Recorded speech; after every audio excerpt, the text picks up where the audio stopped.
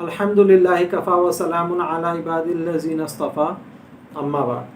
جی ناظرین، آج جو روایت آپ کے سامنے پیش کی جا رہی ہے وہ روایت، اس کا عنوان یہ ہے کہ حضرت عمر رضی اللہ تعالیٰ عنہ کا اپنے بیٹے ابو شحمہ پر حد نافذ کرنا شراب پینے پر اور زنا کرنے پر۔ تو حضرت ابو شحمہ عبد الرحمن، یہ حضرت عمر رضی اللہ تعالیٰ عنہ کے بیٹے تھے۔ عبد الرحمن کے نام سے 3 بیٹے تھے، ان میں سے عبد الرحمن الاوسط ابو شحمہ، یہ حضرت عمر رضی اللہ تعالیٰ عنہ کے ایک بیٹے تھے۔ ان کے بارے میں ایک واقعہ ہے جو من گھڑت بیان کیا جاتا ہے۔ وہ واقعہ یہ بیان کیا جاتا ہے کہ حضرت ابو شحمہ نے نسیکہ یہودی کے پاس جا کر شراب پی لی تھی، اور پھر شراب پینے کے بعد بنو نجار کے ایک باغ میں ایک عورت سے زنا کیا، اور اس زنا کے بعد جب زنا کر لیا تو اس کے بعد اس زنا سے ایک بچہ پیدا ہوا، تو وہ عورت اس بچے کو لے کر حضرت عمر رضی اللہ تعالیٰ عنہ کے پاس آئی۔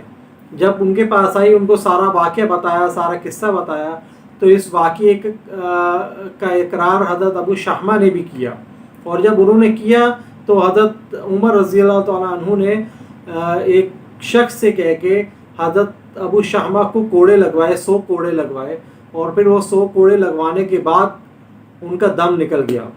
جب ان کو سزا پوری ہو گئی تو ان کا دم بھی نکل گیا ساتھ میں۔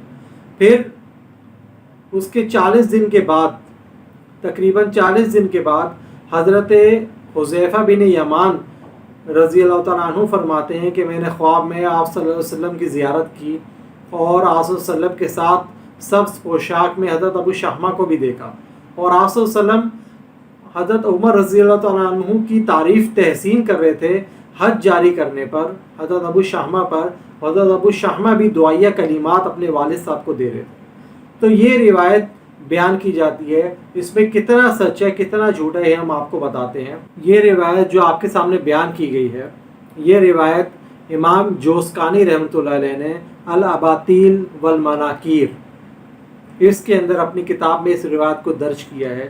اس کے علاوہ ابن الجوزی رحمۃ اللہ علیہ نے موضوعات کے اندر اس روایت کو ذکر کیا ہے، اور امام سیوطی رحمۃ اللہ علیہ نے العالی المصنوعہ، ان کی جو کتاب ہے، اس میں اس روایت کو نقل کیا ہے، اور اس کی 3 سندیں، جو ٹوٹل اس کی 3 سندیں ہیں، ان 3 سندوں کو بھی ذکر کیا ہے۔ اب وہ 3 سندیں کس حیثیت کی ہیں، اصول حدیث میں اور محدثین کے نزدیک ان کی کیا حیثیت ہے، یہ ہم آپ کو بتاتے ہیں۔ امام سیوطی رحمۃ اللہ علیہ نے اپنی کتاب میں جو اس کی 3 سندیں بیان کی ہیں، ان 3 سندوں کا خلاصہ یہ ہے۔ پہلی سند جو بیان کرتے ہیں امام سیوطی رحمۃ اللہ علیہ، وہ ابو الاحوص عن سعید بن مسروق، ان سے روایت کرتے ہیں۔ یہ اس طریق سے یہ سند روایت کی جاتی ہے۔ اب اس کا کیا محدثین کے نزدیک اس والی سند کے بارے میں محدثین کیا فرماتے ہیں، تو امام سیوطی رحمۃ اللہ علیہ اس کو ذکر کرنے کے بعد فرماتے ہیں کہ موضوع، یہ روایت موضوع ہے، وضعہ القصاص۔ علامہ ذہبی رحمۃ اللہ علیہ فرماتے ہیں ھذا موضوع وضعہ القصاص، یہ موضوع روایت ہے، اس کو قصہ گو نے گھڑا ہے۔ پھر امام ابن الجوزی رحمۃ اللہ علیہ وہ بھی یہی فرماتے ہیں کہ ھذا حدیث موضوع، یہ حدیث موضوع ہے، وضعہ القصاص، کہ قصہ گو نے اس کو گھڑا ہے۔ یعنی کہ اتنے بڑے بڑے ائمہ نے اس روایت کے بارے میں تصریح کر دی ہے کہ یہ ایک موضوع روایت ہے۔ یہ سند جو ہے، اس سند کے بارے میں فرمایا کہ یہ ایک موضوع روایت ہے، اس سند کے ساتھ، جو کہ قصہ گو نے گھڑ دی ہے۔ اسی طرح امام جوزقانی رحمۃ اللہ علیہ نے بھی اس روایت کو باطل قرار دیا ہے۔ اسی طریقے سے جو دوسری سند امام سیوطی رحمۃ اللہ علیہ نے نقل کی ہے، وہ اس دوسری سند کے اندر عبد القدوس بن الحجاج نامی راوی موجود ہے۔ دوسری سند کے اندر عبد القدوس بن الحجاج نامی راوی موجود ہے، جس کے بارے میں امام ابن حبان رحمۃ اللہ علیہ فرماتے ہیں کہ یضع الحدیث علی الثقات، یہ ثقہ راویوں کے اوپر حدیثیں گھڑا کرتا تھا۔ ابن الجوزی رحمۃ اللہ علیہ فرماتے ہیں کذابن، یہ کذاب راوی ہے۔ اسی طریقے سے علامہ سیوطی رحمۃ اللہ علیہ فرماتے ہیں عبد القدوس کے بارے میں कज़्ज़ाबुन यज़अू, झूठा रावी है, घड़ा करता था, झूठा रावी है, घड़ने वाला रावी है, हदीस घड़ने वाला रावी है। इसी तरह अल्लामा ज़हाबी रहमतुल्लाह अलैह फरमाते हैं वज़अहुल जहला, कि जाहिलों ने इसे वज़ा किया है। इस रिवायत सनद के बारे में और सनद के रावी के बारे में आइम्मा ने जो तसरीह कर दी है, इससे मालूम होता है कि ये सनद भी काबिल एहतजाज नहीं है। पहली सनद जो अबुल अहवस अन सईद बिन मसरूक से है, उसके बारे में आइम्मा ने फरमाया कि ये झूठी रिवायत है, झूठी सनद है, इससे एहतजाज जायज़ नहीं है। दूसरी सनद जिसके नाम अब्दुल कुद्दूस बिन अल हज्जाज, अब्दुल कुद्दूस बिन अल हज्जाज नामी रावी है, जो कि कज़्ज़ाब और हदीसें घड़ने वाला रावी है और सिक्का रावियों के ऊपर अहादीस घड़ा करता था। तीसरी सनद जो है वो मुजाहिद इब्न अब्बास रज़ी अल्लाह ताला अन्हु से मनकूल है। उसके जो रावी हैं बयान करने वाले हज़रत मुजाहिद हैं, जो कि इब्न अब्बास रज़ी अल्लाह ताला अन्हु से रिवायत कर रहे हैं। इमाम दारुक़ुतनी रहमतुल्लाह अलैह इस सनद के बारे में फरमाते हैं हदीस मुजाहिद अन इब्न अब्बास फ़ी हद अबी शहमा लैसा बिसहीह, कि ये जो हदीस बयान की जाती है हज़रत मुजाहिद से इब्न अब्बास के तरीक़ से, ये सही नहीं है। हज़रत अबू शाहमा की हद के बारे में ये रिवायत सही नहीं है। इसी तरह अल्लामा सुयूती रहमतुल्लाह अलैह इस सनद के बारे में फरमाते हैं कि मौजू फ़ीही मजाहिल, कि ये मौजू रिवायत है, इसमें मजहूल रावी पाए जाते हैं। फिर इसी तरह से इमाम ज़हाबी रहमतुल्लाह अलैह ने भी इमाम दारुक़ुतनी की इसी जरह को नकल किया है और इसी के ऊपर सकूत किया है। लिहाजा साबित होता है कि ये जो रिवायत बयान की जाती है इसकी टोटल 3 सनदें हैं, जिसको अल्लामा सुयूती रहमतुल्लाह अलैह ने अल-आली अल-मसनूआ के अंदर ज़िक्र किया है, और तीनों सनदों के ऊपर कलाम मौजूद है मुहद्दिसीन का, और मोतबर मुहद्दिसीन का कलाम मौजूद है, और खफीफ कलाम मौजूद नहीं है बल्कि शदीद तरीन कलाम मौजूद है।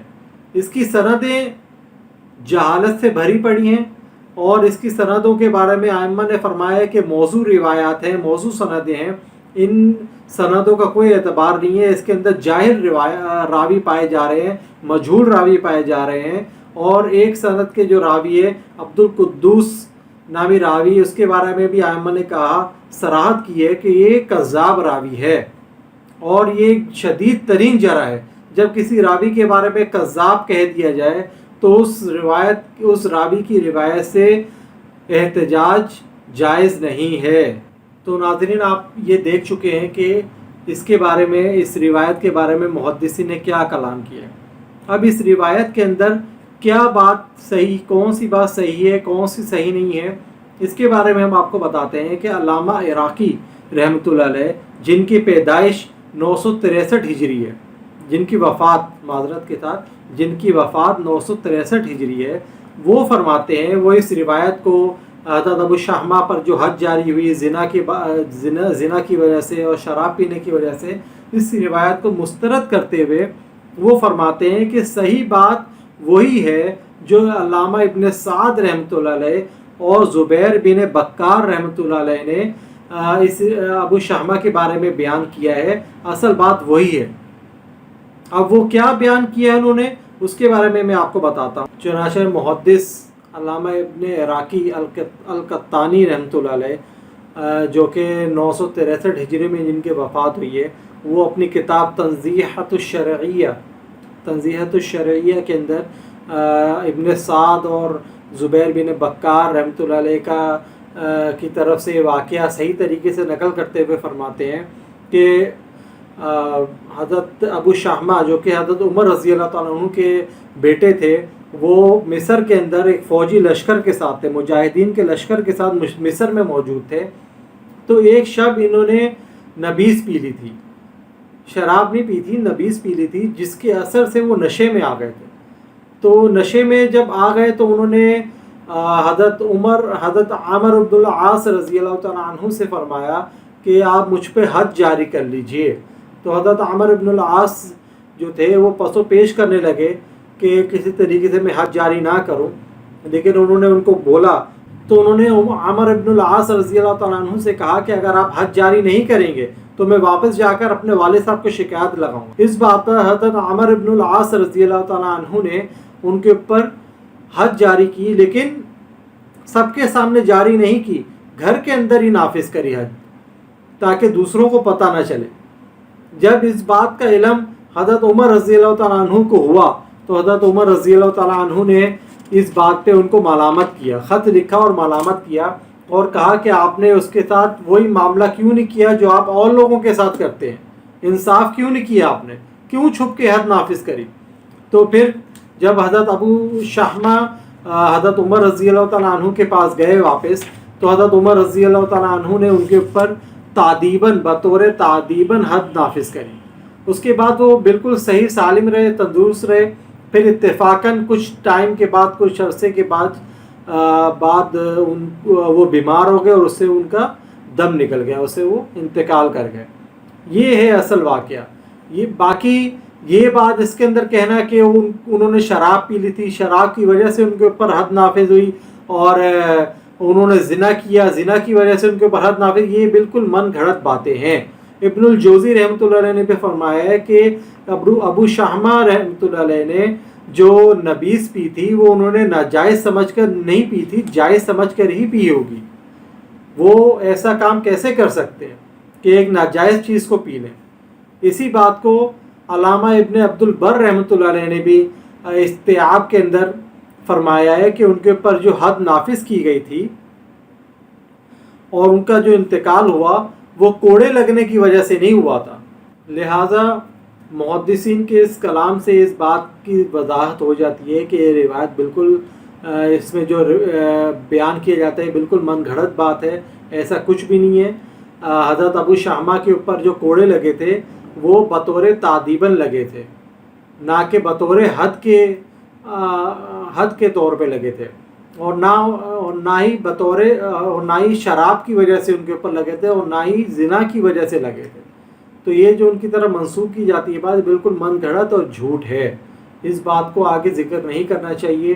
اور اگر آپ حضرات بھی کسی کو یہ بیان کرتے ہوئے دیکھیں جو اس طریقے سے بیان کر رہے ہیں تو ان کو ان کے علم میں یہ بات لے کر آئیں کہ یہ واقعہ اس طرح سے نہیں ہے، اصل واقعہ کچھ اور ہے۔ جزاک اللہ، وآخر دعوانا الحمد للہ رب العالمین۔